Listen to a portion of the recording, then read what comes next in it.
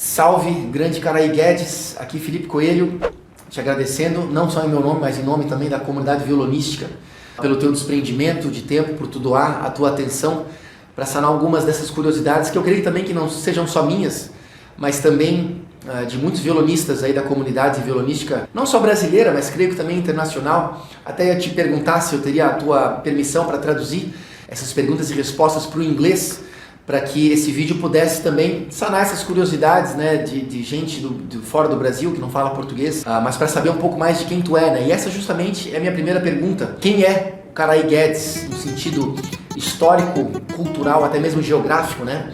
Eu gostaria de saber um pouco mais dessa cultura que tu defendes com tanto compromisso, né? Quem seriam os teus pais, ou até mesmo avós, se é que a música chegou até ti por intermédio deles também, e qual é a cultura que vem por trás dessas vestimentas que às vezes a gente vê, vestimentas gaúchas, mas eu gostaria de saber mais especificamente, né, o que isso tudo representa, pra gente saber bem, pra gente conhecer bem de onde é que tu vens e qual é a tua missão cultural.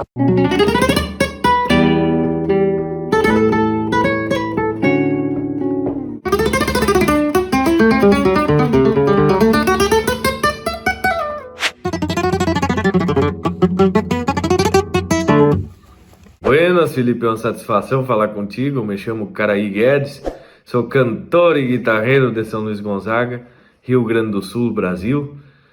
Tenho a honra de ter nascido numa família de músicos. O meu pai, Jorge Guedes, é o nosso professor.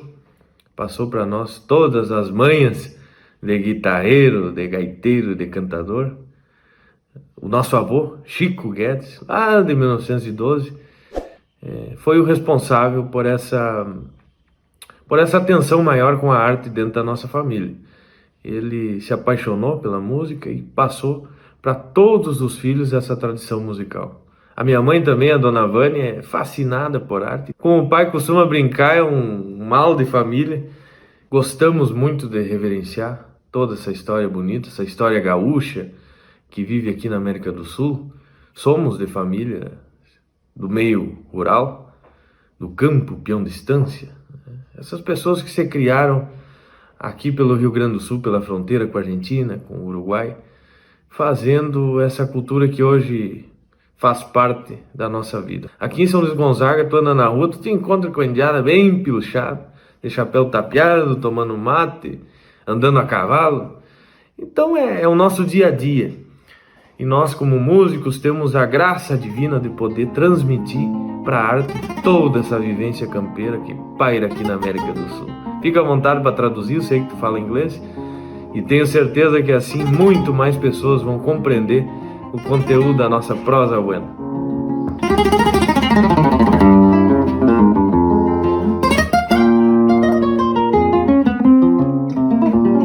Mas eu tenho curiosidade em saber se tu pensas na possibilidade de fazer concertos como um violonista solo por mundo afora, ou se não, ou se isso vai contrário àquilo que tu enxerga como missão, né? Pela tua excelência musical, tu certamente serias um solista muito bem-vindo em todo o resto do mundo, e eu certamente creio que isso não significaria tu deixar também de cultivar a tradição do grupo musical, né, da tua família e da tua origem. Tu sabe, Felipe, que uma coisa que eu aprendi desde criança, com os meus irmãos, tenho 3 irmãos, todos músicos também, o Andrecito, a Anaí e o São Pedro de la Cordiona.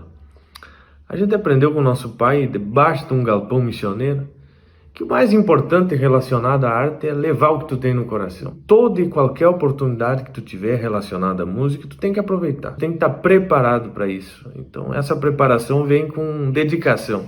Se tiver que ensaiar 25 horas por dia, tem que ensaiar. Esse é o propósito de vida que eu encaro. A missão artística é levar música, levar esperança e semear um pouco dessa cultura gaúcha que está por aqui. É assim que eu encaro e quero gastar meus dias tocando violão, confraternizando com os amigos, junto com os meus familiares. No palco, por exemplo, eu olho para o lado, vejo meus irmãos, vejo meu pai, vejo Santiago Pacheco, meu cunhado, vejo o Sagui, sempre junto com a Heloísa, com a Brenda. Pessoas que se importam com aquilo que a gente acredita. Eu acho que isso a gente consegue passar no palco para as pessoas. Esse é o simbolismo maior que eu enxergo em Jorge Guedes e família. Lá vem o nego betão, que gira e bala não volta, mas taura que um rei no touro, chapéu tapeado na copa, abrindo o peito, estrada fora, vem a culatra da tropa.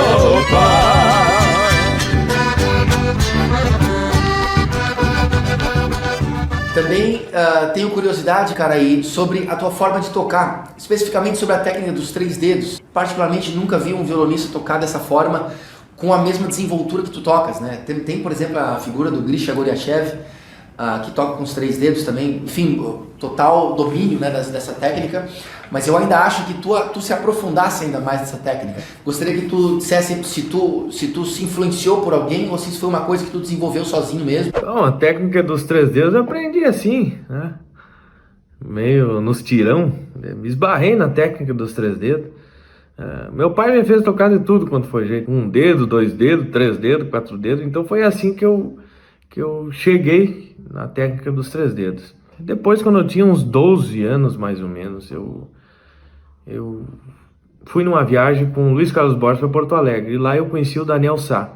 E o Daniel Sá me explicou a metodologia dos 3 dedos, a técnica. É os 3 dedos aqui, né? Sempre nessa direção. E tu pode tocar com os dedos de pé ou deitado, o apoio, né? Que diz. E daí eu voltei para São Luís Gonzaga e me atraquei, fui para debaixo de um pé de cinnamome e tô até hoje nessa brincadeira. Então foi assim, tudo que é coisa que eu aprendi, tudo meio na orelha, assim, né? Não tive um conhecimento teórico. Até tenho tios meus que me ensinaram muito, como o tio Nenê, o tio Pedro. O tio Nenê lia partitura. Mas eu sou meio preguiçoso, né? Meio atirado nas cordas, então não aproveitei essa habilidade do meu tio Nenê. A Elodie, também, a esposa do Diamandu, me ensinou um pouco de teoria, mas não me aprofundei muito. Então é tudo na orelha. Eu gosto de me gravar, por exemplo, passo um floreio e escutar, tá bom, tá bom.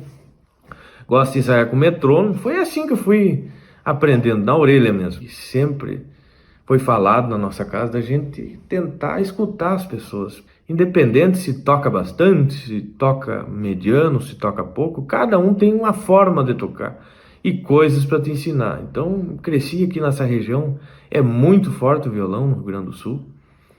Cresci escutando Noel Guarani, esse gênio do violão, gênio da canção crioula. O Ramon Ajala vivia na nossa casa, o Oscar Soares, essa entidade musiqueira que todos nós, violonistas gaúchos, devemos reverência ao Oscarzinho. O Antoninho Duarte, barbaridade. O Luiz Cardoso, o Lucianel, o Yamandu Costa, que inclusive me presenteou meu primeiro violão 7 cordas. Então me criei assim, escutando essas pessoas. Todas essas pessoas me ajudaram a entender que a técnica, ela é importantíssima. E através da técnica tu consegue passar com maior leveza aquilo que tu tem na cabeça, né? Pensa. Eu acho que é o Paco de Lucia que dizia, né? Que tem que estar bem dos dedos, né? Então é por aí, eu aprendi vendo essas pessoas, escutando violonistas, escutando o meu pai. Toda a configuração do violão vem do meu pai, que eu aprendi. Foi assim que me moldei aqui pelas missões aqui por São Luís Gonzaga.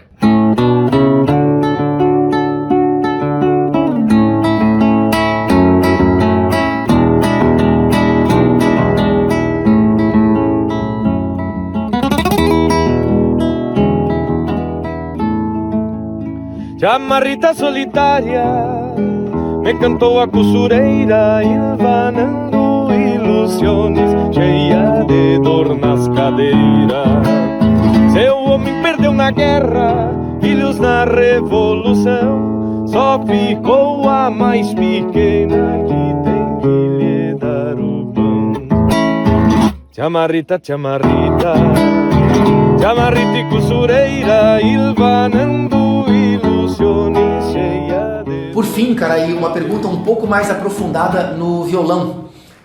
Eu também venho desenvolvendo essa técnica dos 3 dedos, mas de uma forma que usa o sweep, né?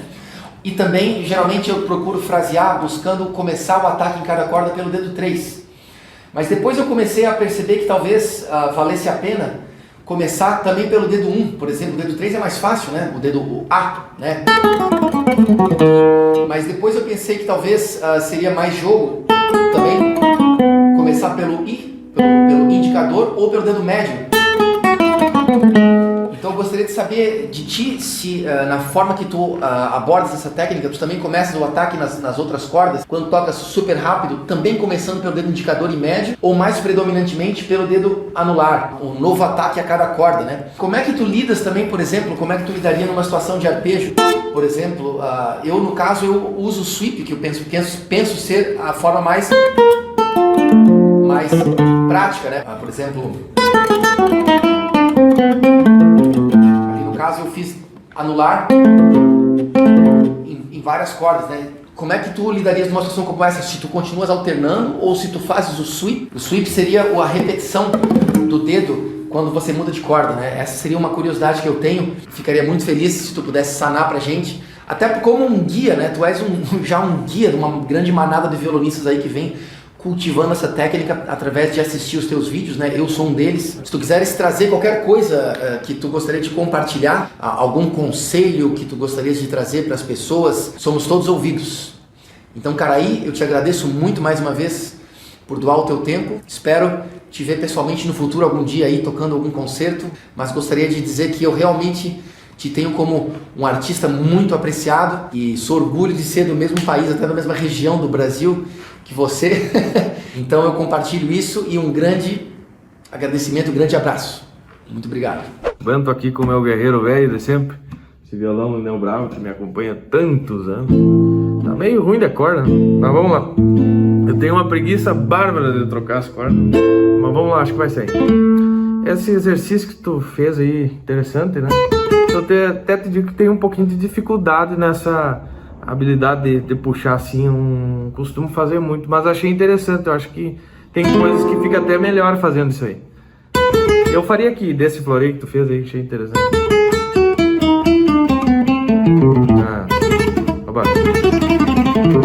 Eu faria aqui, ó. Começaria com este. Começa com este, né? Acho que dá pra ver. Aí aqui eu cairia aqui, né? Com esse dedo. Fica mais aqui.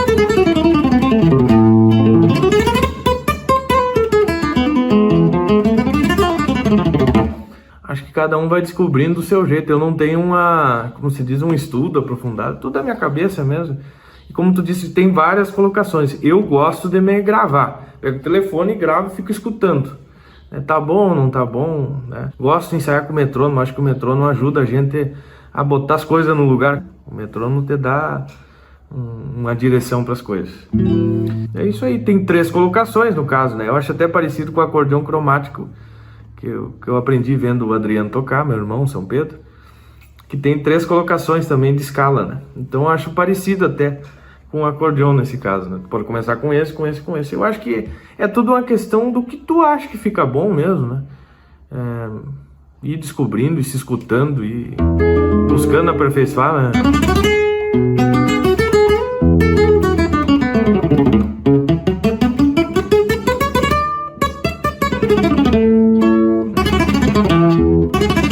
E ficar repetindo, né? Tem que ficar com os dedos pitocos, né? Não pode ter medo de ensaio. Eu acho que é isso aí. Até isso é um pouco da mensagem que eu diria para os meus irmãos guitarreiros. Eu acho que todos nós passamos por isso. É a dedicação mesmo. E uma mensagem também para todo mundo, para que todo mundo tenha saúde, todo mundo tenha paz. E deixo aqui meu abraço de missioneiro de São Luís Gonzaga para todos vocês. Para ti, Felipe, fico agradecido desse convite. Guitarreiros, amigos que gostam de música, pessoas em geral, pessoas que curtem a nossa cantiga missioneira. Um abraço do fundo do coração para todos vocês e fiquem com Deus. Um abraço inchado desse missioneiro de São Luís Gonzaga para todos vocês.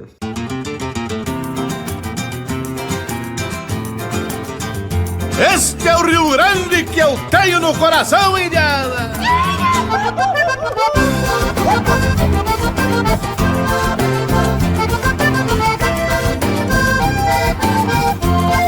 Antes que o primeiro galo cante no angico do oitão, bombei um sangradorzito, gargaja notição.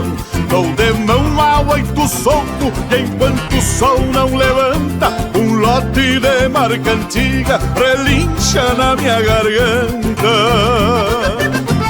Paula que se escarrapacha, corcoviando o campo fora, eu faço trocar de ponta e depois levanto na espora.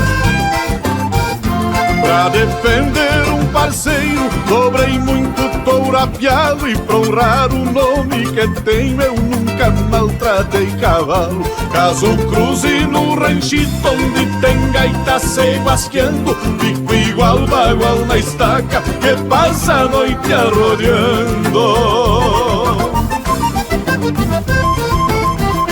Fiz do cavalo meu trono de templo, ergue este galpão, de hóstia fiz esta cuia, correndo de mão em mão.